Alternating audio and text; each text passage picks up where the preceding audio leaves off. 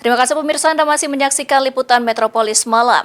Presiden Prabowo Subianto tiba di Jepang melalui Bandar Udara Internasional Kansai pada Sabtu 20 September 2025. Prabowo dijadwalkan mengunjungi Pavilion Indonesia pada gelaran Expo 2025 Osaka.